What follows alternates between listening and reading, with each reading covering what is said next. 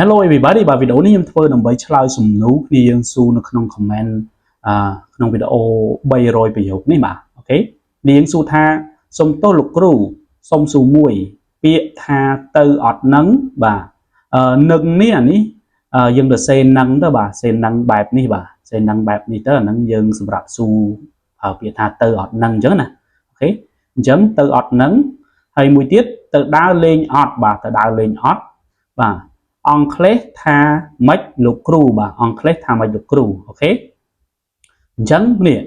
ទៅអត់នឹងបាទទៅអត់នឹងហ្នឹងភាសាអង់គ្លេសយើងថាម៉េចហើយមួយទៀតទៅដើរលេងអត់បាទអូខេភាសាអង់គ្លេសថាម៉េចឥឡូវយើងនឹងដឹងទាំងអស់គ្នាបាទហើយនេះអង់គ្លេសថាម៉េចបាទអូខេអញ្ចឹងអាពីរប្រយោគហ្នឹងអង់គ្លេសថាម៉េចតោះឥឡូវយើងទៅមើលតែម្ដង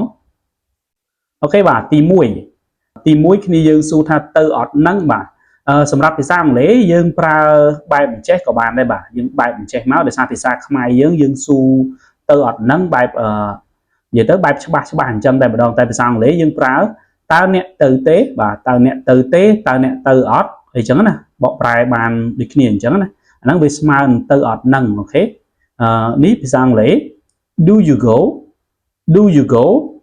do you go អូខេបាទនេះសេញខ្មែរដែលយើងសម្រាប់អានបាទ do you go អូខេdo នេះគឺប្រើសម្រាប់ប្រយោគសំណួរបាទyou អ្នក go នេះទៅតើអ្នកទៅទេបាទតើអ្នកទៅទេឬមួយក៏តើអ្នកទៅអត់អូខេអញ្ចឹងយើងអាចប្រើអានឹងបានខ្ញុំក៏មានប្រយោគមួយដែលជាប្រយោគ informal បាទប្រយោគក្រៅផ្លូវការដែលយើងអាចប្រើជំនួសទៅដោយប្រយោគនេះបានបាទស្តៀងជាមួយនឹងពាក្យខ្មែរយើងទៅអត់នឹងណាអូខេចាំចុងវីដេអូយើងនឹងមើលឃើញបាទអូខេមួយទៀតតើអ្នកទៅដើរលេងទេបាទតើអ្នកទៅដើរលេងទេអូខេនេះ do you go for a walk do you go for a walk do you go for a walk អូខេបាទ do you go for a walk តើអ្នកទៅដើរលេងទេអូខេdo នឹងយើងដឹងហើយយើងប្រើសម្រាប់ប្រយោគសំណួរ you អ្នក go នេះទៅ for a walk បាទ for a walk ហ្នឹងបកប្រែថាដើរលេងបាទមួយដុំហ្នឹងហ្មងបាទ for a walk ហ្នឹង go for a walk ហ្នឹងគឺទៅដើរលេងបាទមួយដុំហ្នឹង go for a walk ទៅដើរលេងអញ្ចឹងតើអ្នកទៅដើរលេងទេអូខេប្រយោគមួយនេះទៅ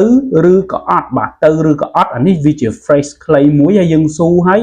យើងបែបស៊ូលក្ខណៈដាក់សំណួរយកតែម្ដងបាទ go or not អូខេ go or not go or not អូខេ go or not យើងស៊ូបែបលក្ខណៈរាងបញ្ចេញសំឡេងយ៉ាងខ្លាំងទៅចុងកតុយបន្តិចបាទយើងស៊ូគេ go or not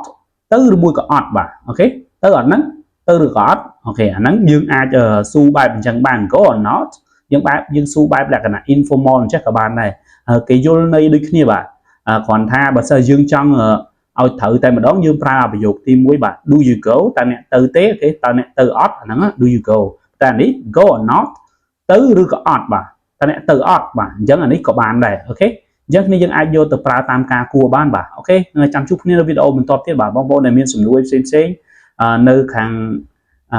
វីដេអូផ្សេងដែលខ្ញុំបាន